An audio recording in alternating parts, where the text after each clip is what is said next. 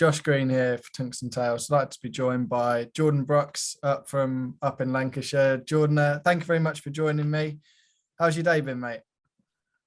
I'm finally home now, so that's all good. Nice to meet you, Josh. No, nice to meet you as well, mate. The main reason I've got you here, as we discussed just now, is WDF World Championships. Not so far away now.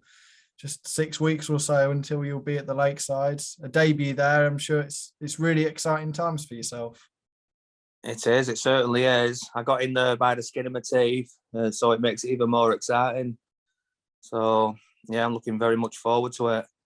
We've still got Isle of Man to go beforehand, so I'm practicing hard for that. Hopefully we can get a good result there as well. Yeah. You mentioned that Isle of Man and other tournaments that you've got coming up.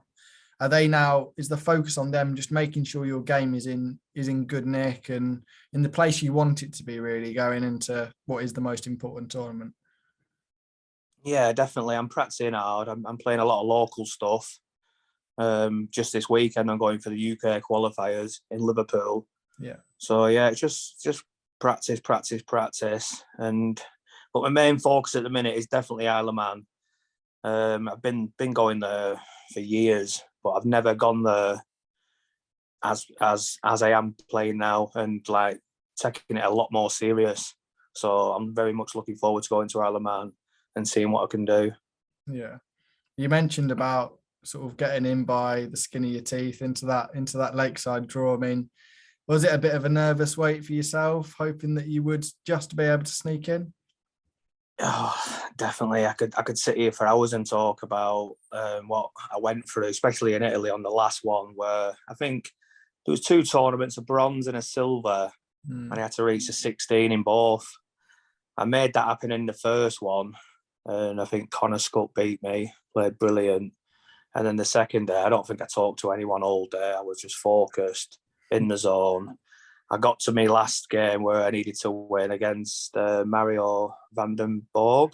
Yeah, nice fella. Yeah. He beat me in Prague the week before, and it just didn't happen. I played well, but I've got to admit he played absolutely out of his skin, and I've never felt that bad in my life after that game. I thought I've blown it. I'm not going, and it was a long journey home from Italy. And then obviously I think I got a call from Nick Rose a week later, and he gave me the news, and I was absolutely over the moon, buzzing, and here we are. We're 6 weeks away. Yeah, certainly. In that week between Italy and getting the call from Nick, I mean, what was going through your mind there? I'm sure there were very few other things on your mind apart from darts and the World Championship. I was actually quite a bit down. I really was. Nick teased me as well. He rang me the day before I actually got the news and said, "How would you feel about having a place at Lakeside?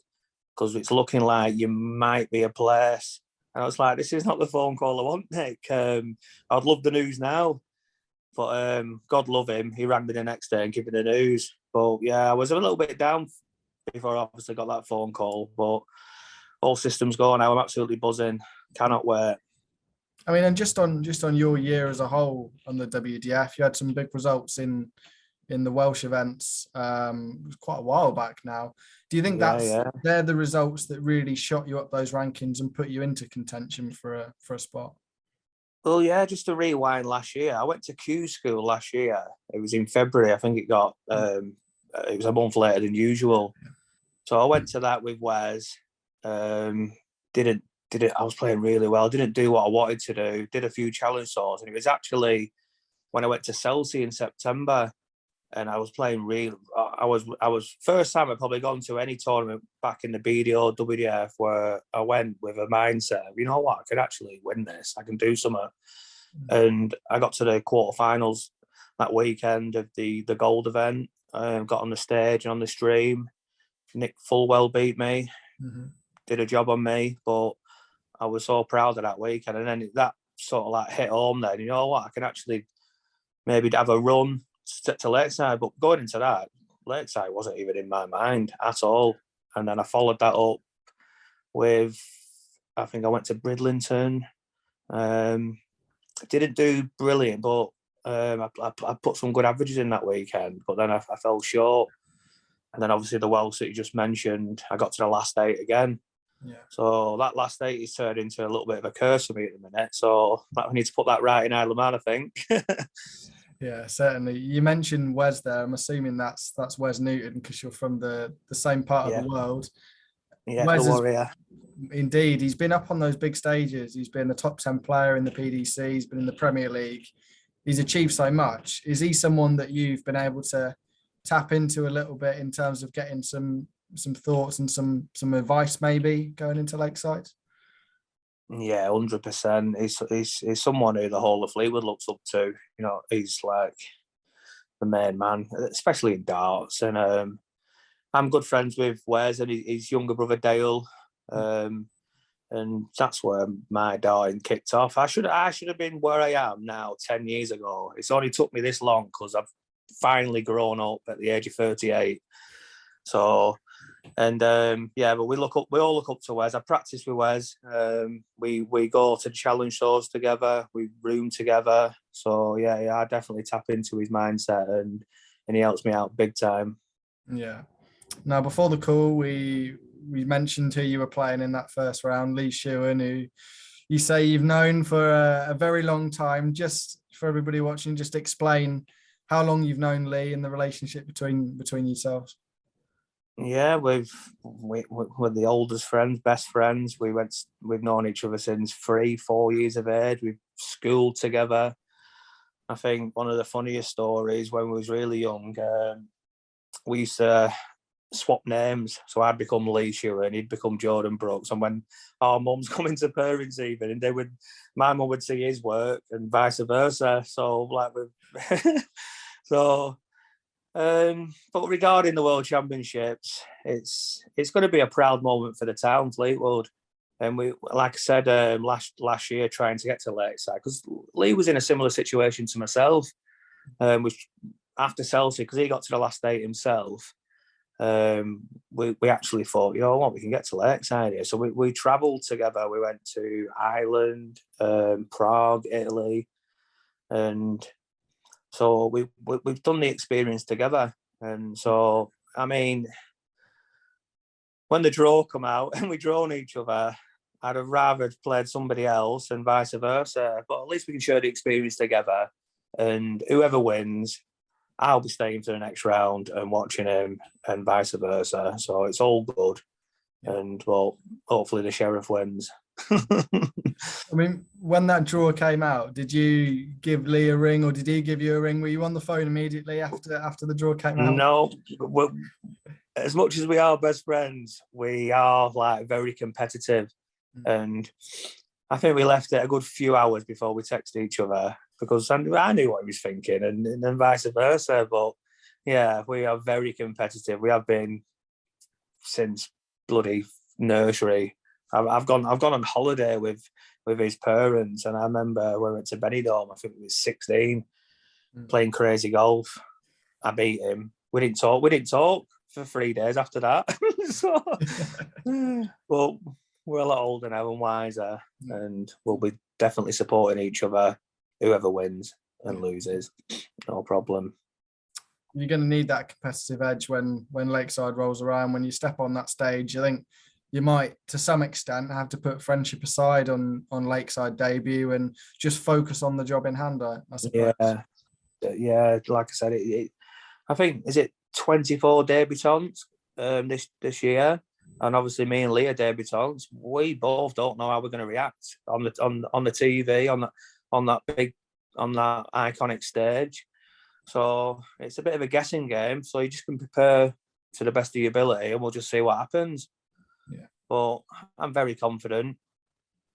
So we will see. And just moving on, we'll talk a little bit about Q School just a couple of months back, well, less than a couple of months back. For you in that final stage, the results weren't probably what you wanted, but you look at the players you played, 3 out of the 4 players that you lost to actually went on and got tour cards. So, I mean, the standard was there. It's just as it always is with Q School, it can be luck of the draw sometimes. Yeah, most definitely. There's a few games that stand out. But if I'm honest, I went to Q school, and if I'd have got a tour card, of course I'm going to take it. But I've got to be honest, I don't think I'm ready for the tour card yet. I think my plan is, even before I went there, this year is massively important to get more experience and then go into next Q school and give it an absolutely, like when I went to Chelsea, I knew that weekend I was going to do something, and I think come next January I'll be ready big time, and hopefully I can win a first title or something, or definitely break me last 8 duck. So yeah, if I'm honest, the tour card wasn't really my mind. I think to have an ambition in darts, I think you have to be going to Q school anyway, knowing for the fact you've at least got the challenge tour. And I knew he had Lakeside and WDF events. So yeah, that just being honest, sir, I think that was my plan, and it still is the plan. Yeah, it's good that you've got a plan in the back of your mind, and being on that challenge tour, we know how competitive it is. Is it now a case of using those events to prepare yourself for where you hope to be in 1-2 years time, hopefully on that pro tour, using those challenge tour events because they're so similar to the pro tour? Yeah, of course they are. There's unbelievable players that are in that. You know what I mean? Knocking in 90 averages all the time, 100 averages, and I can it all. It's just I just need that extra bit of experience, and I thought it'll come. I know it will, and now I've obviously signed with Michael. He's given me absolutely loads of confidence. Just someone believing in you, and you know, and I don't even know the guy properly. I've spoke to him for the last couple of months. We get on unbelievable. We're both Man United fans, and so yeah, just giving me that confidence of someone believing you. So I'm predicting good things from myself. Yeah, I mean, and you've always got confident anywhere. Yeah, you mentioned them there, MB Sports Managing. Just having someone on your side, someone that believes in you. 100%. You're always going to have points where you're a little low as a darts player or sports person in general, but just having someone else behind you must give you extra confidence. Yeah, 100%, Josh, mate. 100%. Like I said, darts, losing games is like winning games. You learn from them. You know what I mean? It's not boxing. You got to be undefeated at darts. So you learn from your losses, and I get beat quite a bit. So, well, I'm expecting good things, and I'm going to be giving 110% all this year. Excellent. Well, it's been really good speaking to you, mate. Thank you very much for joining me, and best of luck in Lakeside in 6 weeks' time. I really appreciate that, Josh, mate. Thank you very much, pal.